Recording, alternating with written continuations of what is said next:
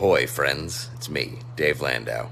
After a long night on stage, I like to kick back with a captain's hat and a fine cigar and watch the Dennis and Andy show. These guys are huge nerds, but they're the kind that you actually want to hang out with. Enjoy them. I do.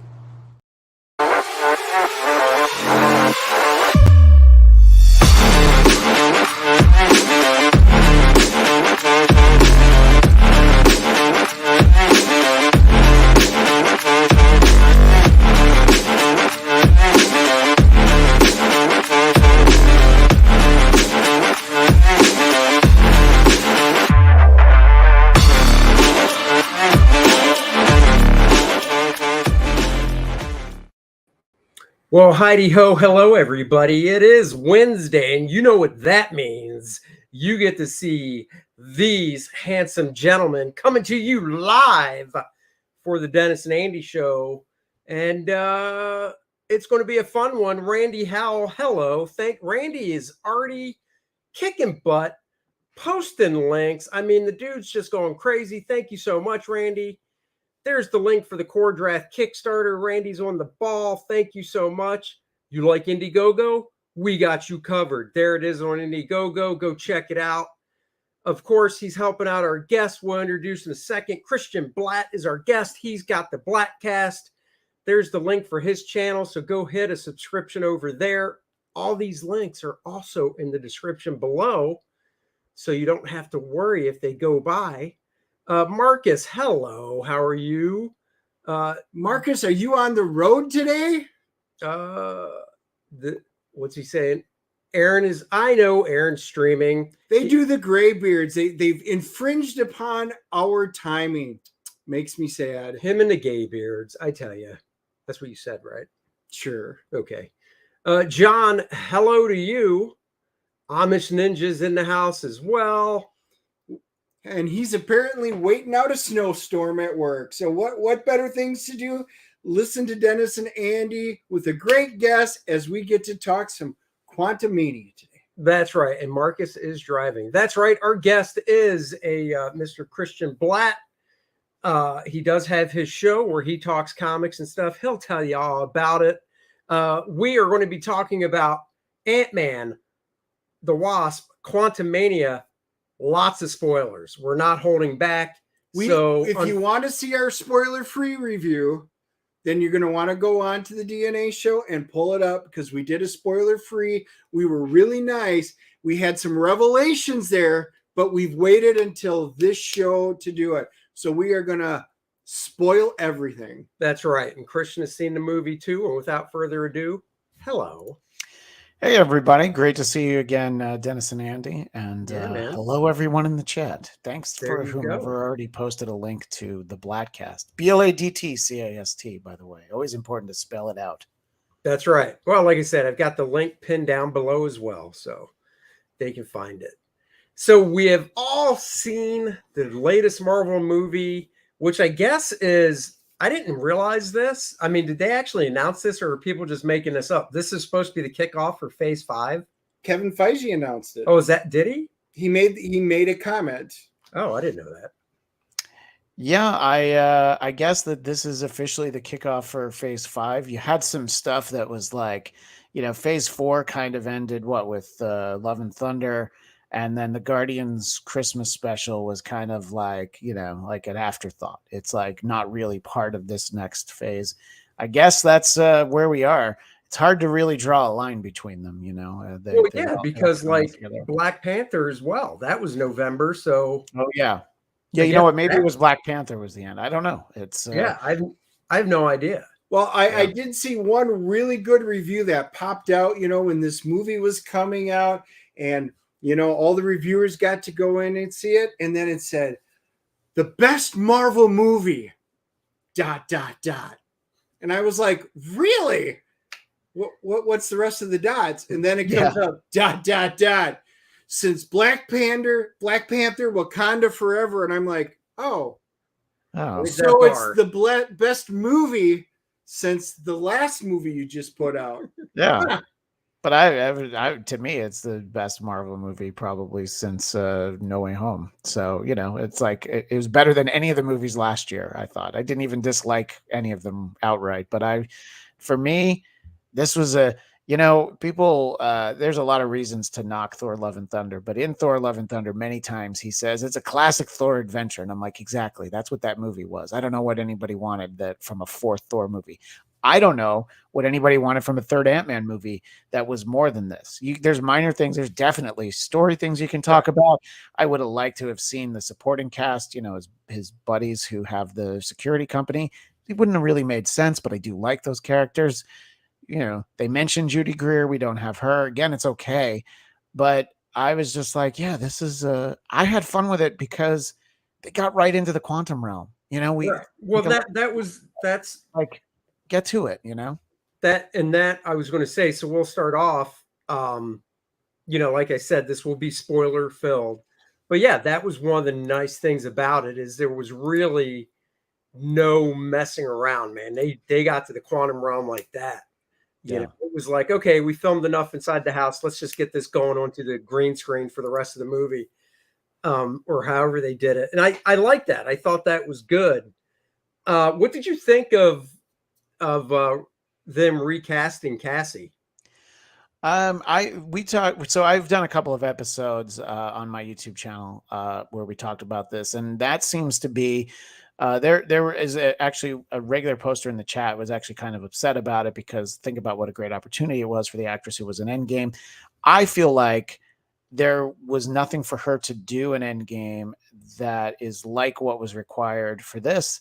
And I don't know. I sometimes think that, you know, studio people know better than I do. They probably felt like this actress, Catherine Newton, is better for action sequences. And clearly, we're going to see a lot more of her. I think we're going to see more of her than we do of any of the other leads in this movie, you know, because, you know, she's going to fit in well, and we can talk about the future, but, you know, fit in well with Yelena, Kate Bishop, and, you know, like that generation. I feel like we're going to see plenty of her. And I don't know. I guess Catherine Newton's this actress's name. I guess she had some degree of recognition. I just think that they thought at the end of the day she was better. And I don't know that the other actress would have been just as good. So I was like, this is fine. I knew it was a different actress. Yeah. But well, I mean, look at Iron Man. You know, after the first Iron Man, they recast Rhodey. I think so the original actress, I didn't recognize. It was just an actress. You know what I mean? It was good because then you don't think, oh, that's this famous person playing this role. So I like it when you don't recognize him. But I'm kind of with you. A part of me wonders if this other actress just has more of a resume. I mean, I know her from Lost in Space and stuff, you know, the Netflix. I was going to say, if anything, it was because you kind of mentioned it. She's more physical. Right. And I've got a feeling with all the young females that they're going to be casting throughout the new phases and the direction that they're really pushing this, she probably has that presence. And they were like, you know what? They might not even notice. So I actually liked both. I actually liked all three actresses that played, you know. The little girl actress, yeah. Yes. And by the way, you brought up a comment from Cami Egan in the chat. Cami Egan is one of the regulars on my shows. And Dennis, you would like her. She's a good Chicago gal. So. Oh, good. Yeah, but does that mean she likes the Bears? Right. Well, I think you did give the shout out for the Monsters of the Midway artwork that you did. Oh, that's right. Yeah. That's right. Yeah. So yeah. See, look, I even bring my own chatters with me. That's beautiful. When I come. That's beautiful. I think most of ours right now are on Aaron's channel. Yeah, they bounce back. They bounce back and forth. They'll come back. Yeah. So anyhow, with Cassie, yeah, I mean, I liked her as an actress. I thought she did a really good job. She when she was on screen, she just had a nice presence about her on screen. You know, I will say, and Dennis and I joked about this. So, you know, Michelle Pfeiffer, you know, for being in her 60s, just fantastic. Yeah. Just, you know, gray hair and everything just works. Now, Oh my God, who played Wasp? Well, I'm so bad with names. Evangeline Lilly. Lilly. But let me just pull on the thread with Michelle Pfeiffer for a moment, because one, still stunning, but I made this point on my show, but I think it's worth noting that in the same week that Antman starts off, where Michelle Pfeiffer is in space and kicking ass, Star Trek Picard season 3 starts off with Gates McFadden with a laser rifle kicking ass. And it's like, look, women of a certain age can certainly kick ass if you give them the material. So keep that in mind. And I don't know, I was just excited to see, like, yeah, boy, there's no reason that Michelle Pfeiffer can't activate the Wasp suit and still try and stop a bad guy. So I was excited. I mean, honestly, Michael Douglas could do the same. Yeah. But well, he can't. He's not supposed to shrink anymore, right? He's not supposed to use the suit anymore because it'll kill him, I guess. But your point about Evangeline Lilly, she apparently, when they wanted her for this role, they hired her with a full head of hair, and then when she showed up on set with that haircut, they're like, you know what, we'll just put you in a couple of small scenes, and we'll keep you out of it for the most part. I was going to say, with that haircut, I was like, what are you? Who told you to do that? I did not like her hair in the last movie. You know how it just came down. I was like, not a good look. I mean, she's great with long hair, and I guess it's not all about the hair, but man, that just did not do her any justice. See, that's weird, though, that the way you mentioned it, you said when she showed up with her haircut like that. And I would think for a movie of any sort, because they know that they're going to be filming it, and they could be like, okay, look, do not, whatever hair she had, say 4 months out, 5 months out, because they know production schedule, they'd be like, okay, don't touch it. Just let it go. We'll style it when you come in. Yeah, and then there's times where, if you have to have your hair a certain way for a different project, and they're going to put you in a wig. Karen Gillan was in deep on Nebula, where she literally had her head shaved, and then she did a cameo on Doctor Who. So they're like, well, I guess we're giving you a wig because we're not going to have your character be bald just because you're in Guardians of the Galaxy. Yeah, that's a good point. Well, that was my thing with Evangeline Lilly. I said one word: wig. Yeah. Yeah. I really wish they would have. My bunch of my nerd friends and we actually grilled out this weekend, and we watched Picard, and I was very skeptical just because I did not enjoy the first 2 seasons of it. There was a lot that I was not fond of. This one blew my socks off, and Gates McFadden out of the gates. Instead of the old looked like the phaser rifle, but she's pumping it like a shotgun to boost the power. She just kicked butt. And I was like, wow. I mean, we've actually never seen that from her. I thought she did a good job. Yeah, no, I thought it was great. And I don't want to go off on this tangent, but for me, Picard season 1 was Space 1999 bad, and then Picard season 2 was Galactica 1980 bad in all the worst ways. So it's off to a good start. But anyway, I think that I felt like with both Hope and Hank, there was more for them to do. Both of them had important moments in the movie, but they kind of got lost in, this is a lot of Cassie in this movie, a decent amount of Janet. And some people were saying that, they kind of like stole the movie away from Scott Lang. I felt like he was in it plenty, but there seemed to be sort of secondary spotlights on those 2 actresses over Michael Douglas and Evangeline Lilly. Yeah, Michael Douglas definitely felt like he had a back seat in it, which, I mean, it's not. I was going to say, it's not about him. In my mind, he really had a completely backup part. I mean, he had very little to do other than to be an occasional comment in back, or she was doing this. It was there to prop up the other. I really just wanted a little more from his character, and it wasn't there. And maybe it was timing. They wanted to keep it streamlined. I don't know. I was a little disappointed in that. Same thing with Bill Murray's. Again, another one. I wanted to see what they wanted to do with him. I wanted him to be more than just the guy she had sex with. Yeah, I think that I had a friend who really wanted Bill Murray to have come back, but I was like, well, he got eaten by a giant squid, so I don't think that they were going to give him an arc. And I feel like Bill Murray showing up in this movie was, what he had like 2 days. He gave them 2 days on set or whatever. maybe Right. 3. It was like, this is what you get. So this is how much you have. And, I think for somebody like Bill Murray, you make the concessions of, however many days he wants to be here, we'll come up with a way to make that part work. I would have liked to have seen more of him just because he's Bill Murray, Yeah, same here. Exactly. I wanted more of him in Ghostbusters Afterlife because he's Bill Murray, And I don't think they oversold him. I mean, they just said, Bill Murray's in it. You just didn't know what to expect. So it felt like he showed up on set one day and he's, guys, I want to be in the movie. I'm here today and tomorrow. Make something for me. And they did. Right. Yeah. On Wednesday night, he's like, look, I'll be in town through the weekend. So whatever you can get done over the next couple days, put me in your movie. Yeah, exactly. Now, what did you think about, because we can just jump around with it. Sure. What did you think about MODOK? So here's my thing about MODOK, and I was thinking about this, and I think that there's been a decision for the tone for MODOK, which if you look at the Hulu series, which a friend of a friend was the showrunner of that, his name's Jordan Bloom. He and Patton Oswalt not only, created that show, but they also did a great series for Dark Horse called Minor Threats, which is basically like the movie The Warriors, but it's supervillains. And it was a mini series, but I think they're going to do more of it anyway. So shout out to them. They had, I thought, a really funny take on MODOK, who is really a ridiculous character.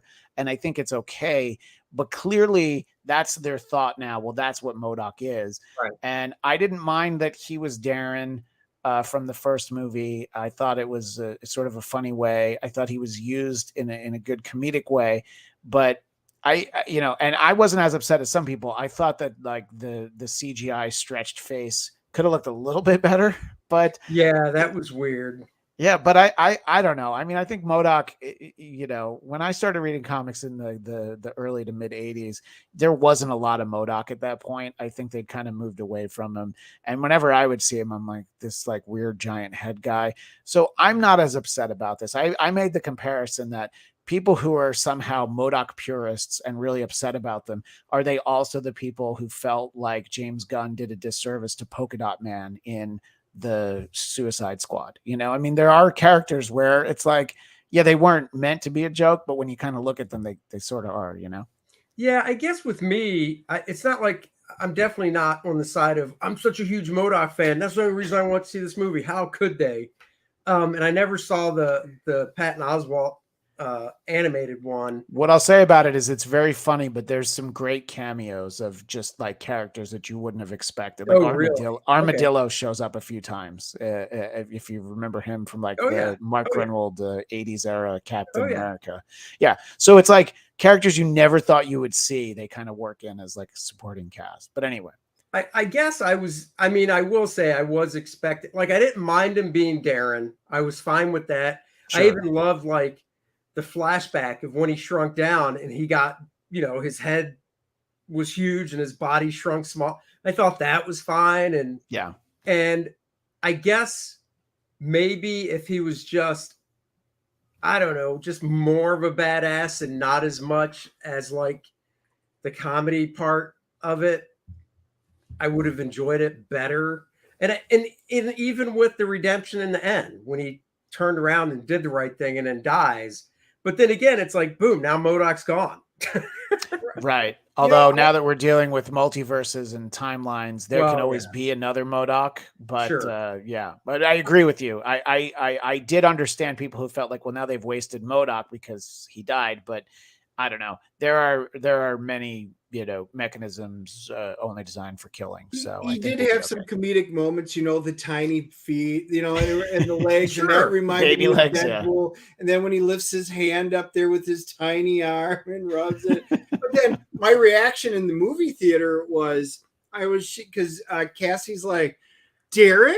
And I was like, well, you didn't know Darren. You knew him as the B-Man because he always had the suit on when she was the little girl in the first movie. So I was like, I was kind of upset about that. I'm like, to me, that's a leap of logic. But then I thought, well, she probably had all this time while growing up during the blip, and she probably said, I researched him so she would know what he looked like. But sometimes you want to know who was that masked man who tried to kill me, you know? Right. Yeah. So I guess you kind of have to make the leap of logic, but that was really my first natural reaction was like, well, you didn't know. Right. Yeah. I thought that the reactions by both Hank and Hope I thought were funnier. Like, oh my God, Darren. And then, he did get the good line of, oh, you changed your hair, So it's like we'd all been thinking about it the whole movie. So at least somebody said something, Yeah. Yes. Yeah.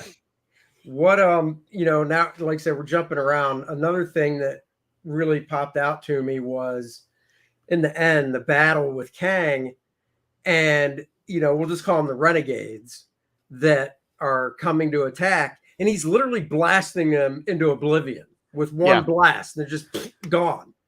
But then when he's fighting, Scott and Janet and everybody else, he's like, no, I can't. I mean, was there a reason she couldn't kill them? She got shot in the arms like, oh. And I was like, well, you should have did one. Yeah.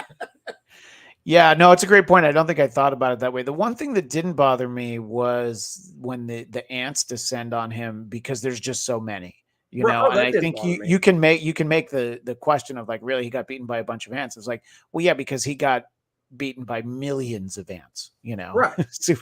But yeah, I think that, look, it's like in Star Wars, stormtroopers are the worst shots in the galaxy, except for every once in a while when they need to make a shot, then they somehow figure out a way to do it. Yeah, that's true.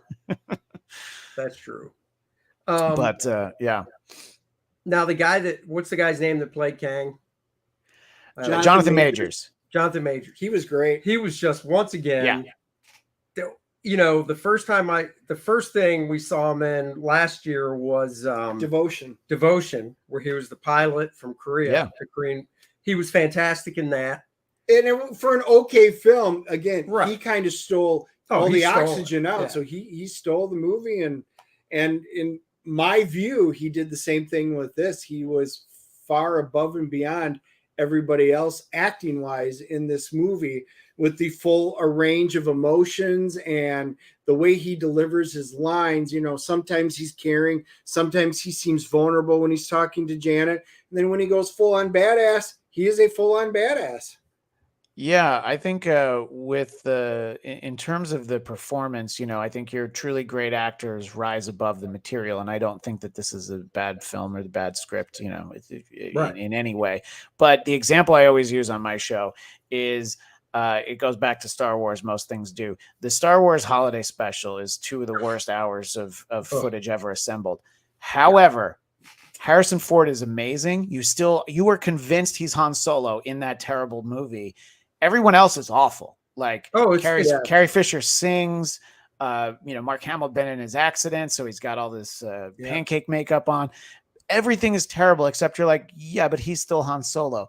And so I think Jonathan Majors is somebody that's going to bring that level of performance no matter what's going on around him, interacting with MODOK.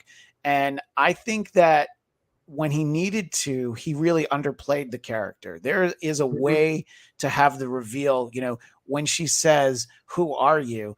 There are certain directors who have made comic book movies where he would have gone into a whole "I am Kang" and he, would have like made lightning rain down or something. And instead he just calmly says, "I'm who I need to be." And I'm like, oh, that's such a better way than where I thought this was going to go. And I think that he has that rage-filled moment that you're talking about, Andy, where he's just like, everything's going wrong. I'm gonna go, kill some people for a little bit.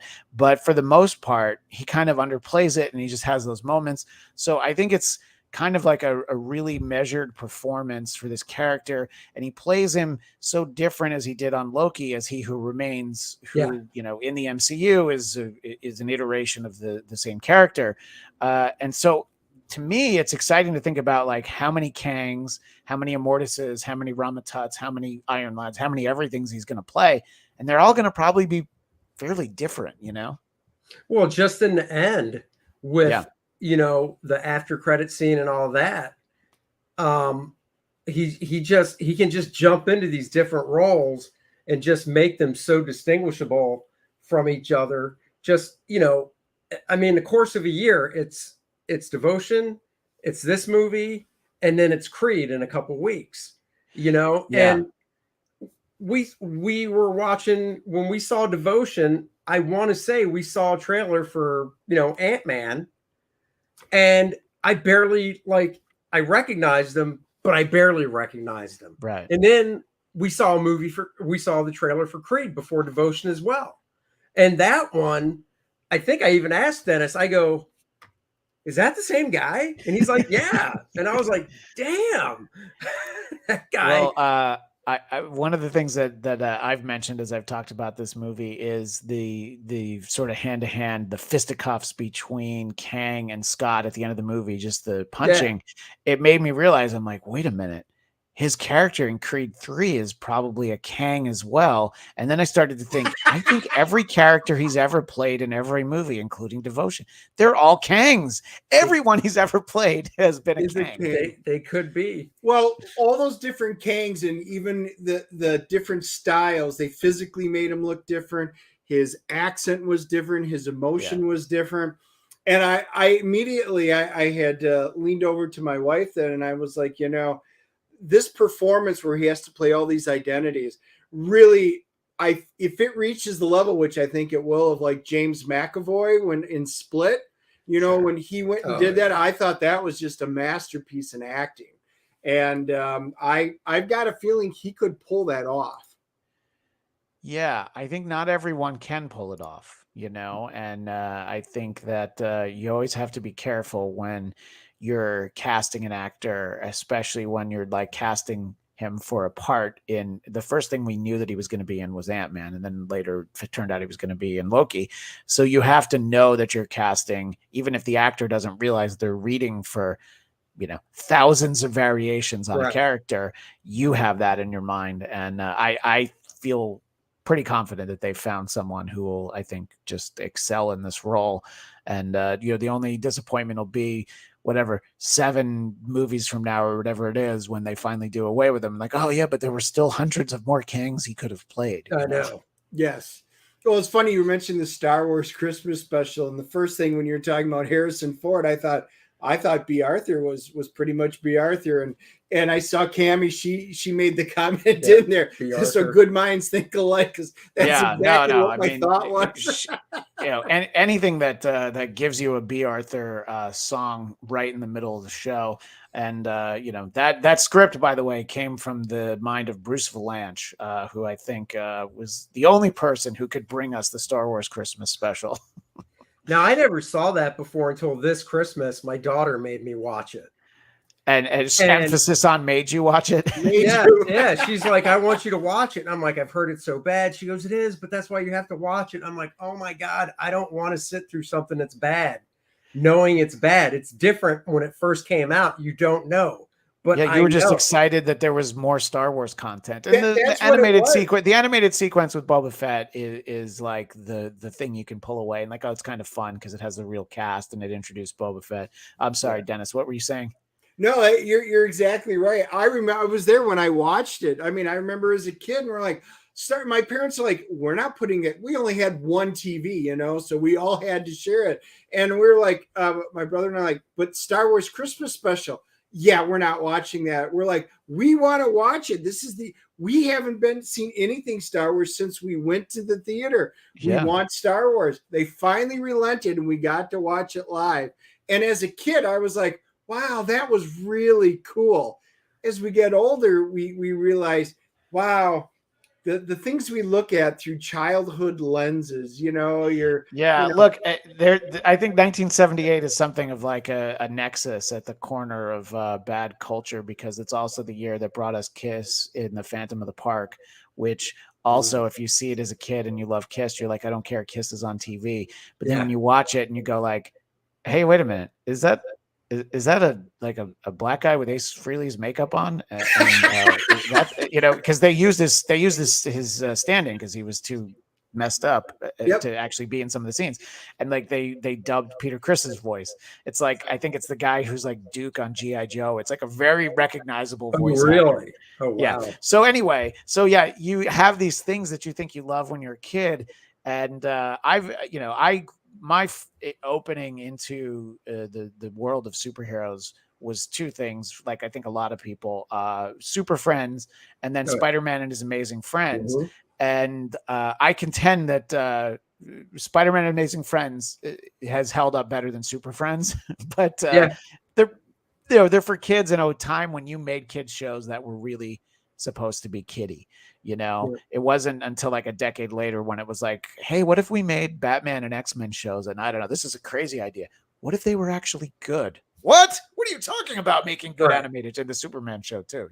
But anyway.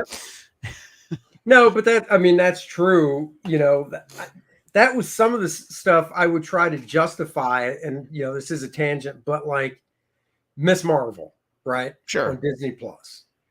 I watched the whole thing. So my daughter loves watching the stuff, all the stuff. So I've watched everything. And I just would tell people, and I think I remember telling Dennis this, going, it just wasn't made for us. It really came across like a Nickelodeon show for kids.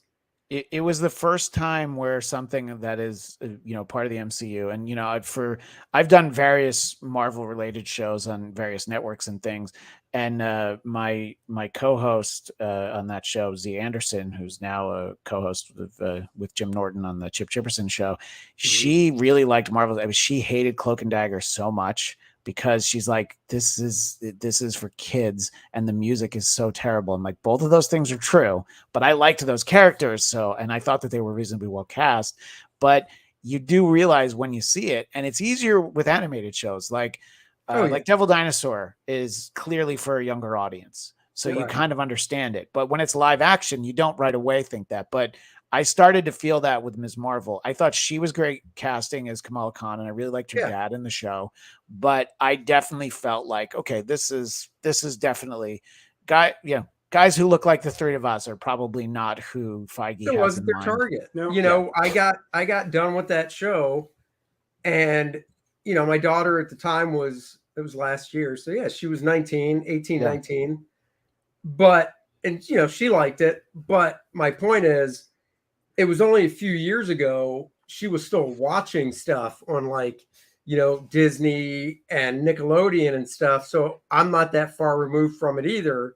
So I just immediate was like, oh, that's what they're, right.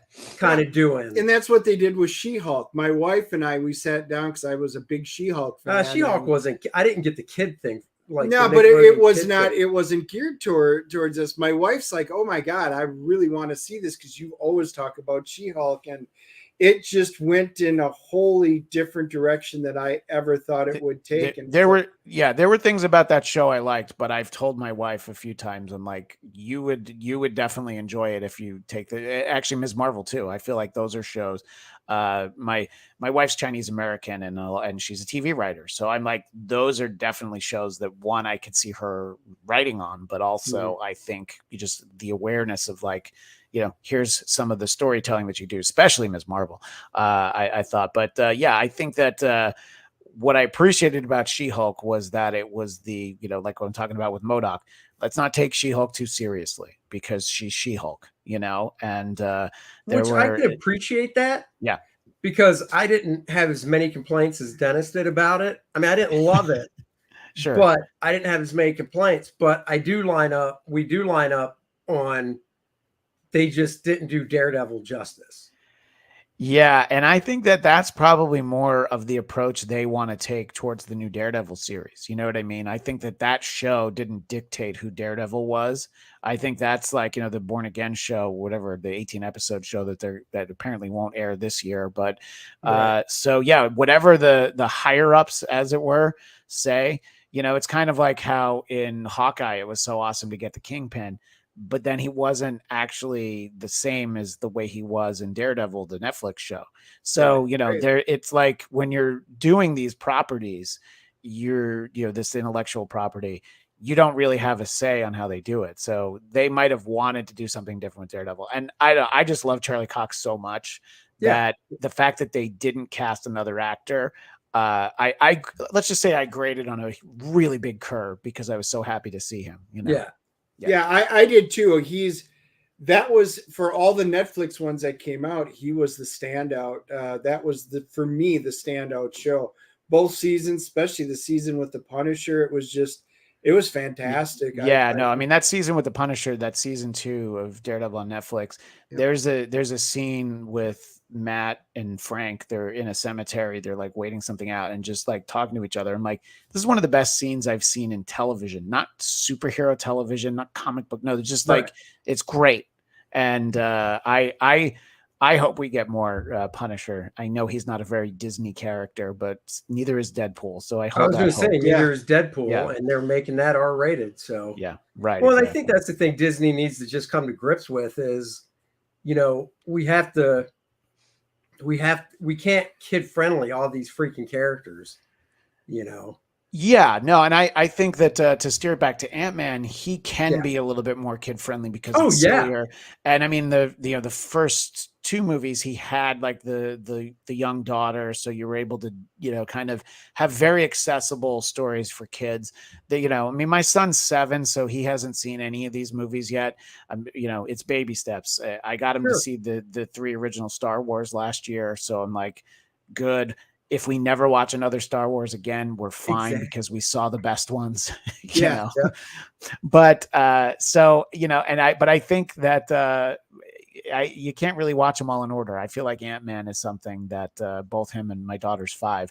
I feel like those are and my daughter knows these characters because she watches, talk about kid friendly, on Disney Channel. There's a show called Spidey and His Amazing Friends, not Spider-Man and His Amazing Friends. It's definitely for preschoolers, but it has Black Cat, it has Ant-Man, it has Wasp, it has Black Panther. It has all these characters. So it's like she's already got this familiarity that going in at 5 long before I'd even think of taking her to one of these movies. So I think they know which characters are the best. I'm pretty sure that we're not going to see Wolverine on Spidey and His Amazing Friends.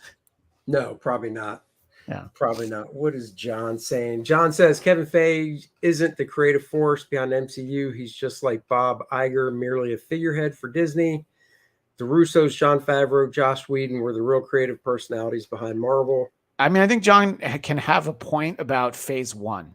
You're right. It was shaped especially by Favreau, having done the initial Iron Man.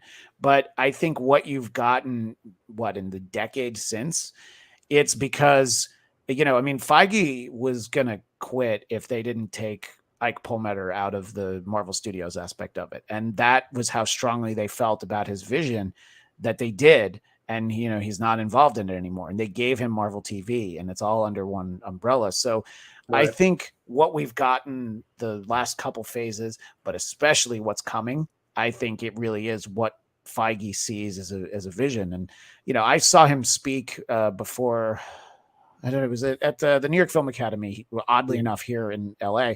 And just like listening to the way that like he approached all of it, I was just like, I feel like this is a guy you want in charge of that, just like you want Jon Favreau doing Mandalorian. Like you want people who understand the products. Why I think James Gunn running DC is a great choice, because he understands these characters, he has excitement for these characters, and he's going to bring you stuff that maybe you don't expect. Like I couldn't believe how good Peacemaker was. I had no expectations. For that. Yeah, no, Peacemaker was really just amazing, and honestly, and Cena was great, but man, Vigilante was just awesome.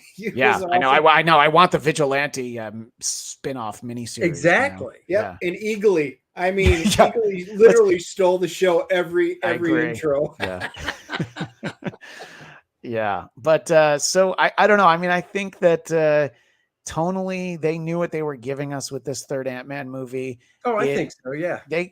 I think that, you're getting some critical backlash from actual critics and then, from the wannabe critics on Twitter, because it's like, well, you shouldn't compare Ant-Man 3 to Endgame or even Spider-Man No Way Home. Don't compare it to Logan or a Christopher Nolan Batman movie.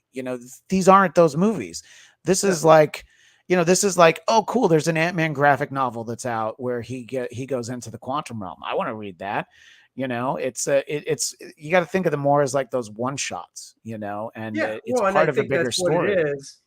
I think they're good at doing that. And then because during the movie, you know, there's an after credit scene, and I'm just sitting there thinking, what's it going to be to help tie into whatever's coming next? Sure. You know, so of course, you know, the very final one was with Loki. So they're launched, you know, to help you get ready for season 2 of that.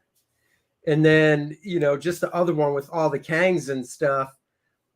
I think that was also just for people that don't know anything about Kang to go, oh, he's not dead. Yeah, right. Exactly. You know, oh, don't worry, he's not dead.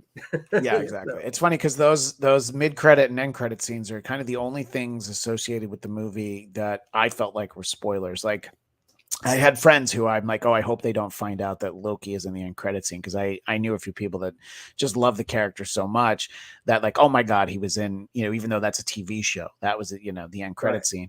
And, you know, to see Jonathan Majors again as Victor Timely, you know, the what that's Kang hiding out in what the vaudeville era, I think is what that character is. Early 1900s, whatever. Right. Yeah, exactly. Yeah. So, yeah. And I think that, you know, I know that you guys had something that I guess we talked beforehand, something that you're disappointed about that this movie didn't have. Well, yeah, we were going to. So one of the things, and this does get into more spoiler territory, is, you know, in the end, it's the climactic fight where, well, first they're able to open up a doorway back to, you know, out of the quantum realm. And you know it was going to happen. Everybody goes through. Scott's the man. He's got to be like, I'll be last. So everybody goes through. Kang comes in. Scott and Kang are duking it out and fighting. And, you know, we talked about it after the movie, but watching it, we had the same thought, which was, oh my God, this would be great if Scott dies, because he goes out like such a boss hero. He dies. He closes the portal so Kang can't go anywhere either. Oh, this would be such a boss move. And I'm telling you, I got goosebumps when there, because he's sitting there. Jonathan Majors smashes his head down there, and he's talking about it. And then he's like, well, if we both of us just have to lose. I don't have to win. We just both have to lose. Right. And I was like, oh my God, he's going to kill himself, find a way, blow it up, whatever. He's going to sacrifice himself so that the entire group gets away, the entire family makes it out. I was like, my God, what an epic way to go out.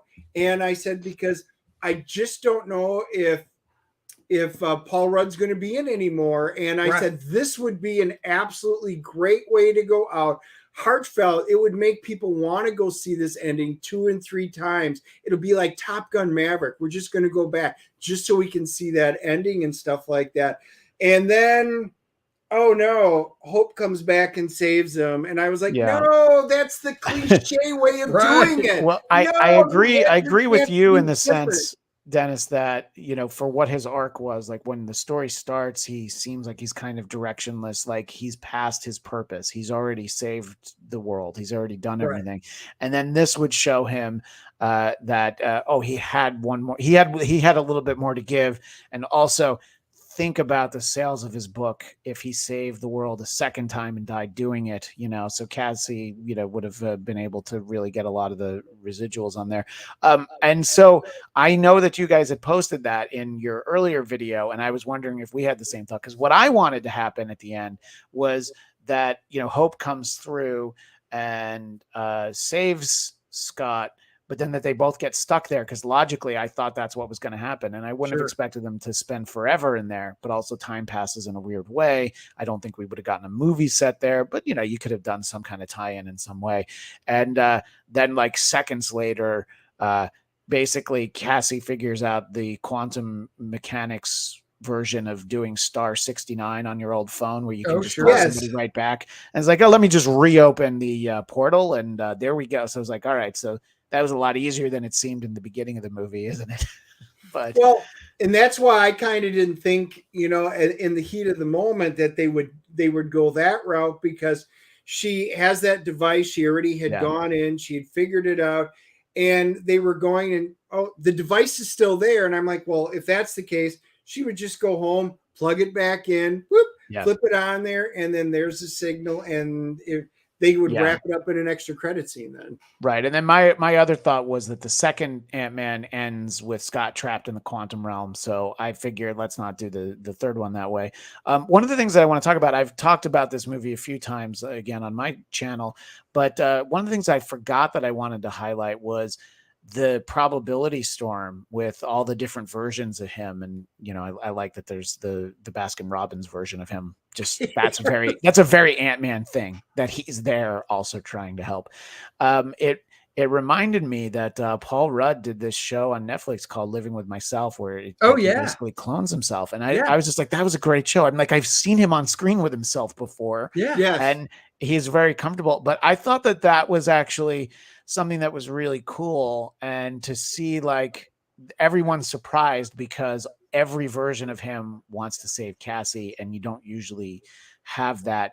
I had somebody suggest to me, what if he had figured out a way to trap Kang in a probability storm with like all these, you know, versions of himself.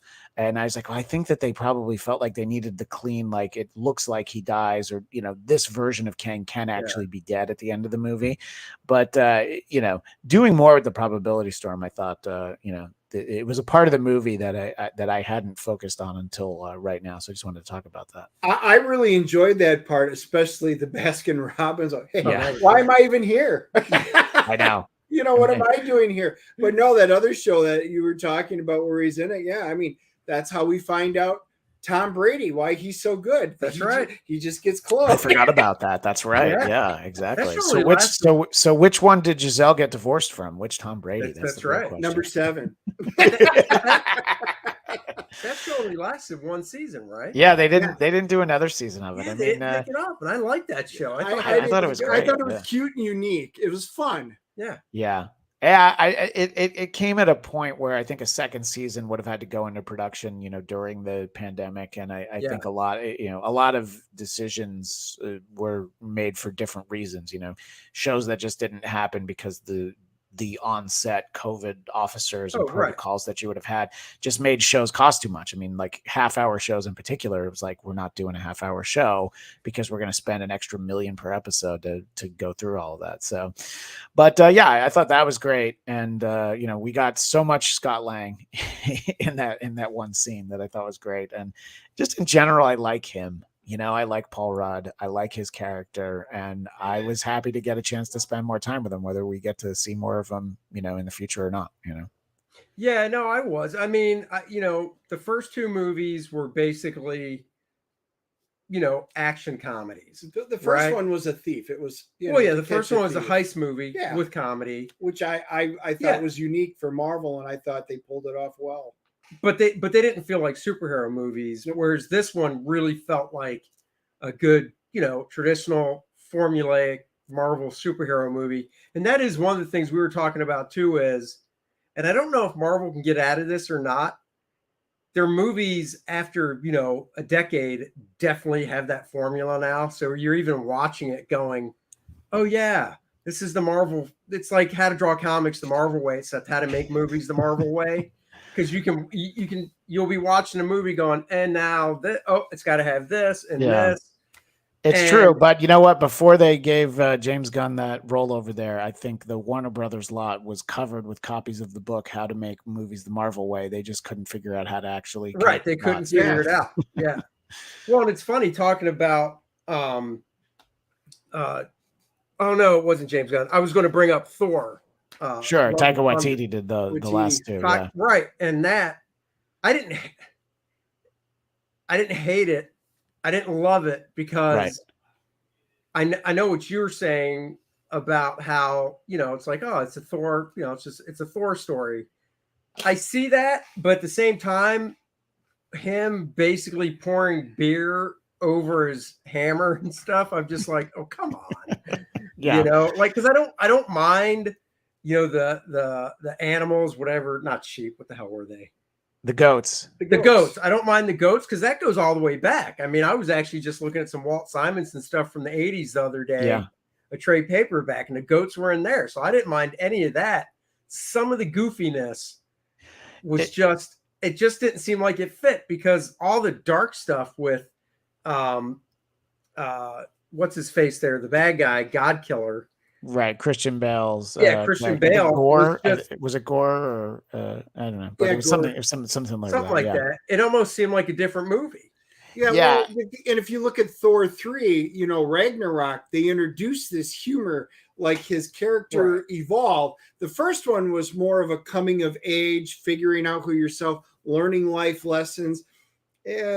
Dark World, I just kind of ignore that one. That was just well, not a great I think movie. Ragnarok was a course correction from Dark World, and they Yes. were Yeah. like, clearly the middle word of that title is what didn't work, the dark. So let's make Thor silly.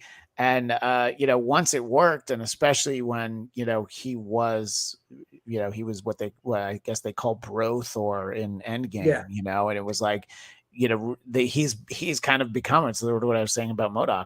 He's become kind of a sillier character than he was, which, he's the god of thunder. I think there were always elements of that, but they've really kind of turned into it. And it's like, I don't think you can kind of go back at this point. I think he'll always have to be kind of silly, and it works better with the Guardians, who were silly from the beginning, Ant-Man, who was silly from the beginning. Right.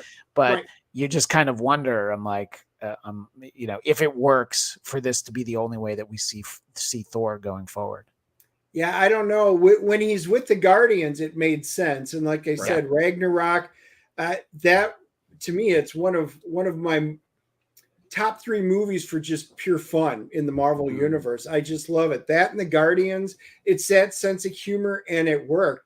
They just went so over the top in Love and Thunder. I mean, it was just to the point where it was just overdone.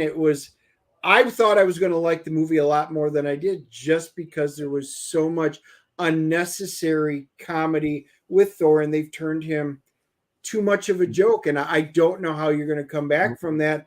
And I know Chris Hemsworth kind of has said his displeasure, without saying it so much, about going down that path. I don't know if he'll be back or not. I think for him to be back, it would be with someone other than Taika Waititi. I think he just doesn't want to work for him again.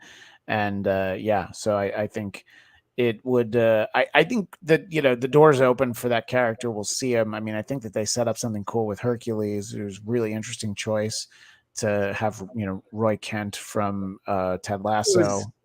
That was so interesting because he's not a big dude. No, and luckily it was just a real quick glimpse. Now I've seen just a screen grab of it. And I know I saw an interview with the guy too, and he was like, "Yeah, I had just a month to try and get as big as I could." Yeah, no, I know, and it's interesting when people do that because for Eternals, Kumail Nanjiani got so jacked. Oh yeah, but he barely has his shirt off in it, so it's like, did you need to? I mean, and when you think of Chris Pratt, what he looked like in season 1 of Parks and Rec, and what there's sort of the middle step was when he was in Moneyball, when it was like, oh, he lost some weight, but he's not really in shape, But you could believe that he was Scott Hatterberg, but then he's like, wait, now he's a superhero. It's crazy. Well, he wanted that role. And I know he went in when he tested out for it, and he's like, look, I want the role. I will lose 50 pounds, and he went and got a trainer and a chef and everything like that. And he worked his butt off. And then when you see him in there, you're like, whoa, wow, he really did. The best was when he had to still do Parks and Rec when he was working out. And I still remember one of the characters in Parks and Rec was like, "Wow, you look really good. What have you been doing?" And he goes, "I just gave up beer." Yeah, I thought that was a great line. Yeah. Yeah. He's great. I mean, honestly, no, he's great. And it's interesting, to see. But so I hope we get sort of an interesting take on Hercules at some point. And I think there's no reason we can't. I feel like we'll see Thor again, but maybe not in a standalone movie. I mean, I believe that movie ended and said Thor will return, but I think that some of these characters they are saving for big, massive Avengers. Maybe something like. I know that there's a Secret Wars project, but it's like that's such a nebulous concept. Is it like the 80s Secret Wars? Is it like subsequent Secret Wars? Is it going to be Secret Wars 2 where the Beyonder looks like David Hasselhoff? And as my friend pointed out, David Hasselhoff in a Neil Diamond jumpsuit, so maybe we'll get that. So, oh my God. Yeah, that'd be weird. Let's see. Cammy says the MCU really plays up to the fact that Hemsworth has a godlike body because he's shirtless in each of his films.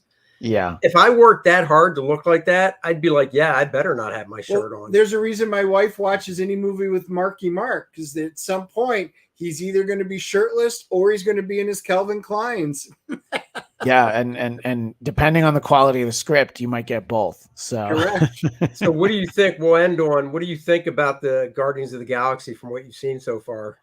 I think it's going to start off fun like you expect from the Guardians, but just the way that the trailer is structured, the way that James Gunn has alluded to it, I think that we will see characters die for sure, like for real forever. The one that seems to make the most sense is Drax, because Dave Bautista has said that he's done. Yeah. And we feel like Chris Pratt is probably done. You don't need to kill Rocket. You don't need to kill Groot. I hope we get lots more Mantis, because I thought like the best thing about the Christmas special was Mantis, just getting to fantastic.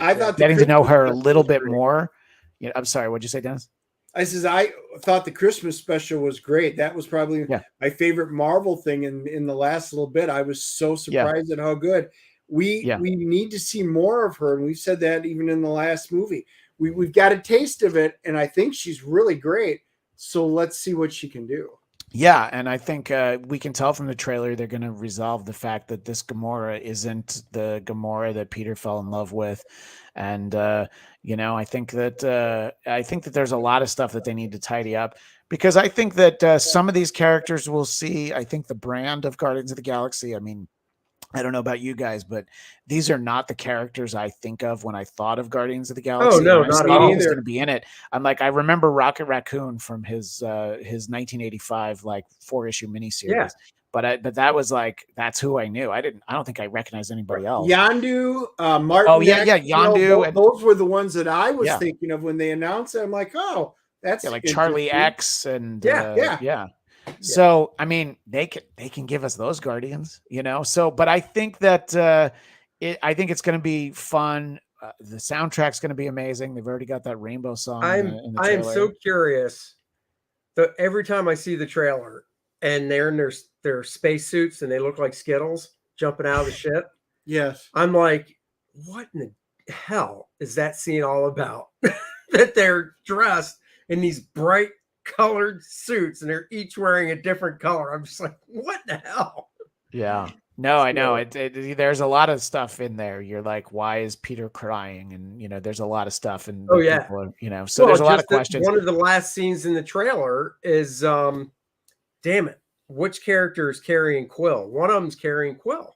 I don't know if it's Drax, but somebody's carrying. No, it wasn't Drax. It's one of the. Is it? It's not Gamora. Maybe it's Mantis. Is it? Or no, maybe it's Nebula. Is it Nebula? Nebula. Yeah, I think it was Nebula. Yeah. So and Nebula is an interesting character because really from Endgame on, she's been like a little bit funny, and they've like put like a little dash of funny in her a little bit, but she's still just a character with such a horrific backstory, and they allude to that in the trailer.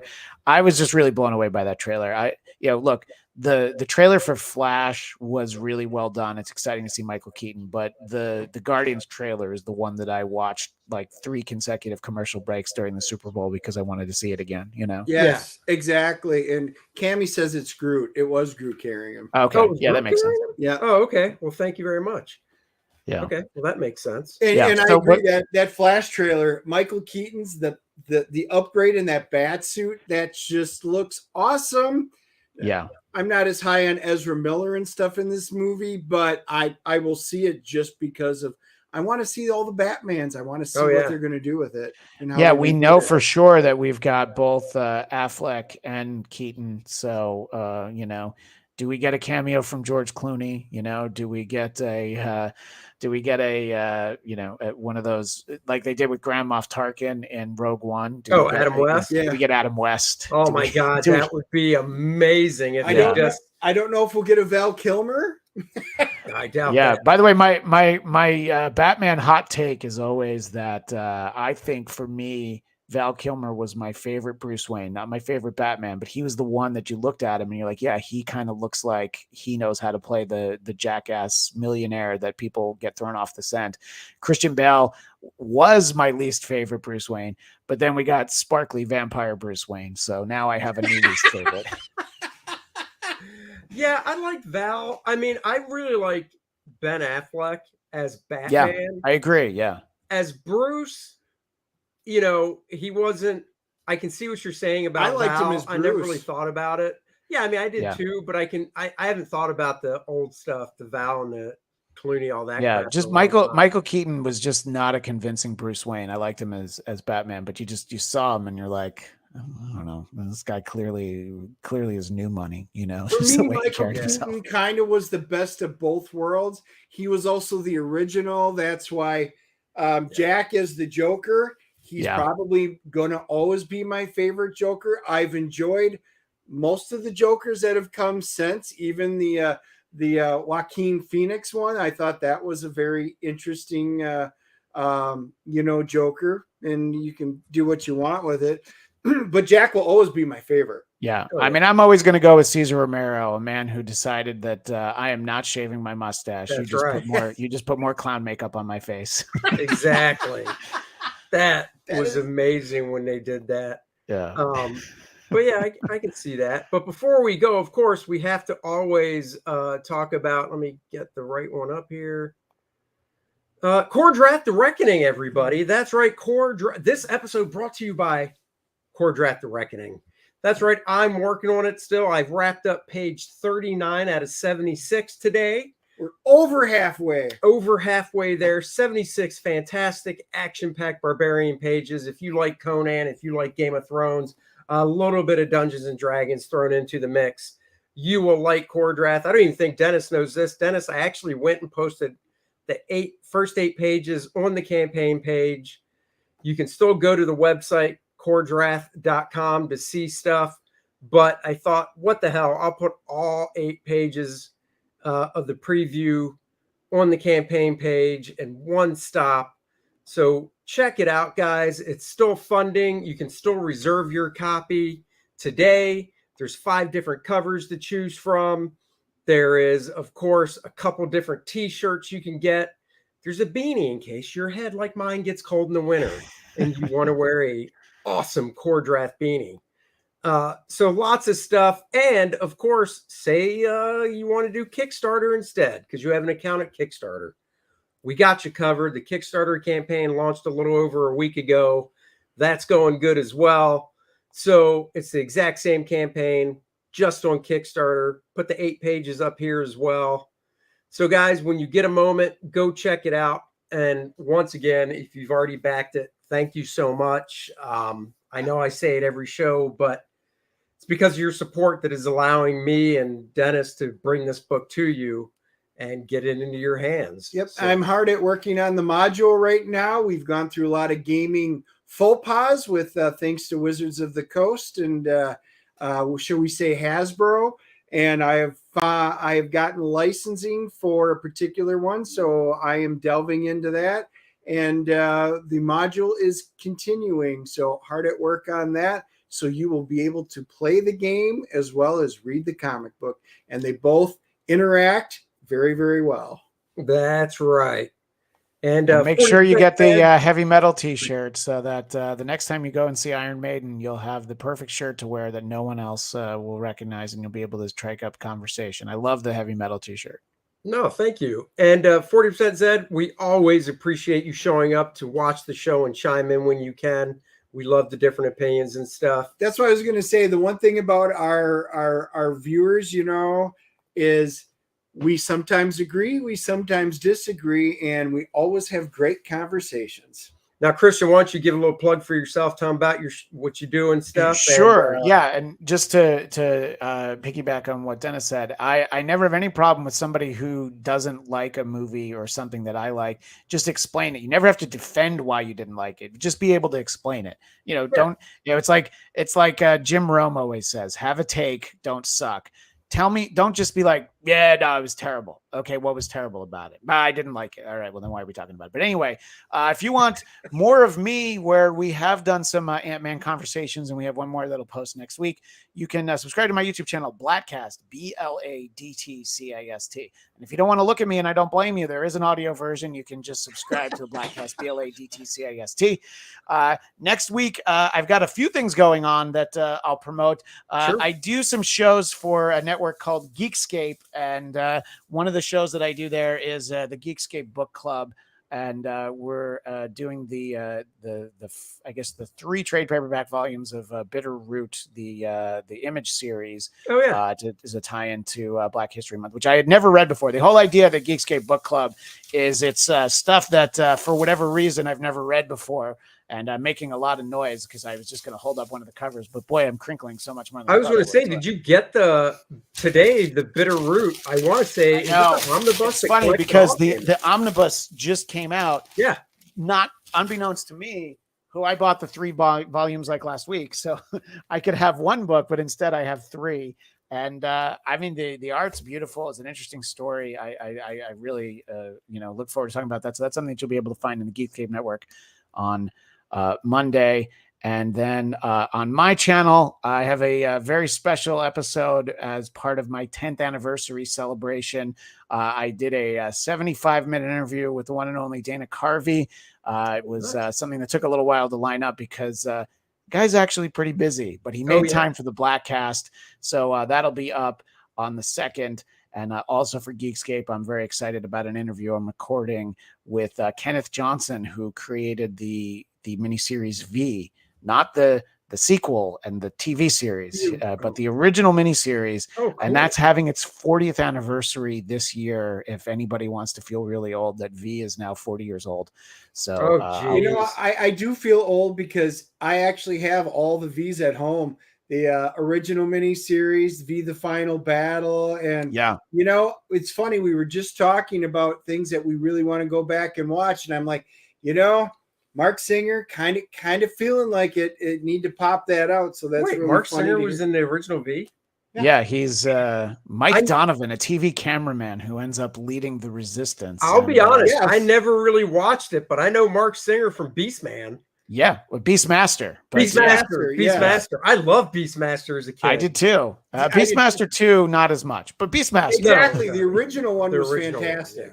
Yeah, awesome. Absolutely. So so just follow me, and I'm on Twitter and Instagram at ChristianDMZ, and I always make sure. Thanks, Randy. I don't even need to tell people where to find me because we've got Randy Howell. I need more Randy Howells in my chat to just post up, to promote my stuff. But you have to make somebody a wrench so they can do that.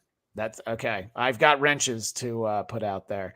But also thanks to you guys for having me on. This was a lot of fun. And, I can certainly Brian Blevins and I clearly are already becoming fast friends. All right, Brian. Brian's awesome. Brian's a great guy, but you know what? Don't ever ask him to draw a dragon. That's all I'm going to say. What? Oh my God. But he's going to bust my balls right here, I'm going to bust his. Well, I mean, he makes a point. I mean, who doesn't know Mark Singer's in V? Who never? I guess if you didn't watch it, but probably the same guy who's never watched E.T. Enough said. Oh my gosh! Well, make sure you watched the early version of E.T. before they replaced all the guns with walkie-talkies. So yes. Ooh, gross! They did that.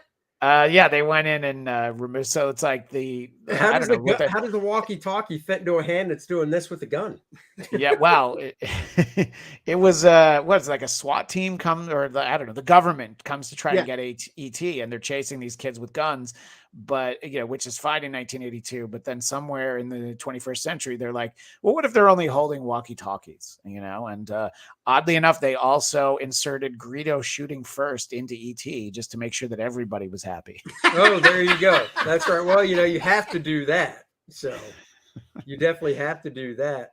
All right, Anyway, guys. I want to say thank you to both of you guys for yeah. having me on. Yeah, thank you for coming on board. And you And guys were and- kind enough to be on and- my show earlier in the month. And, you Oh know, yeah, good. we'd love to do it again sometime. It doesn't even have to be structured around a movie. Just, No. you know, obviously we talked about so much other stuff that wasn't even on topic that love chatting with you guys, and a delightful chat, especially Brian Blevins, who seems Brian's to a good Exactly. guy. Look for him in your chat from now on, because I wouldn't be surprised if he doesn't show up. And He's by a the real way, good guy. Amish Ninja did say Beastmaster was a great movie. Shout out to Tanya Roberts. That was actually going to be my thing. She's Nice. also gotta love it. Tanya Roberts, man.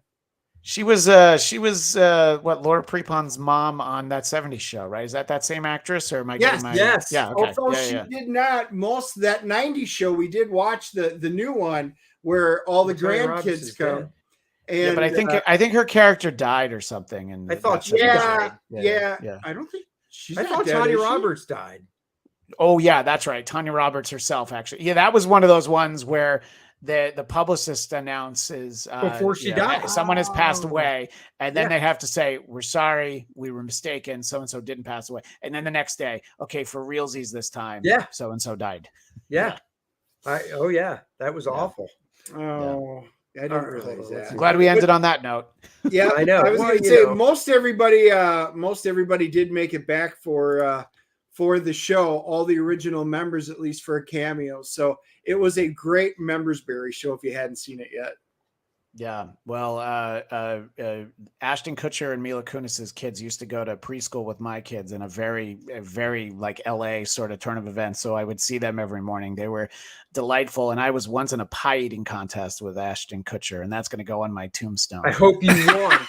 No, neither of us won, so at least he didn't beat me. Oh, that's good.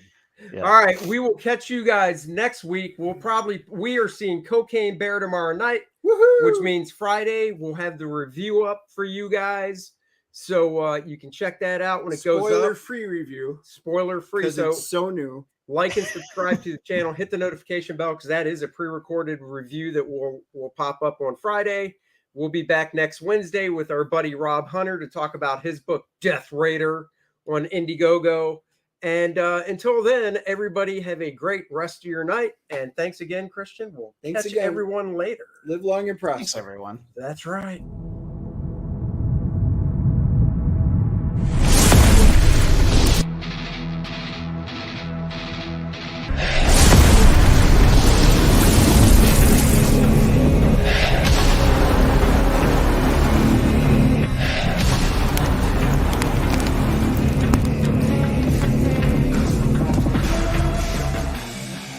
Cause we want retribution. Oh yeah, we want retribution. Oh yeah, we want retribution. Oh yeah, we want retribution. Yeah, we ran out of patience. Boil up with the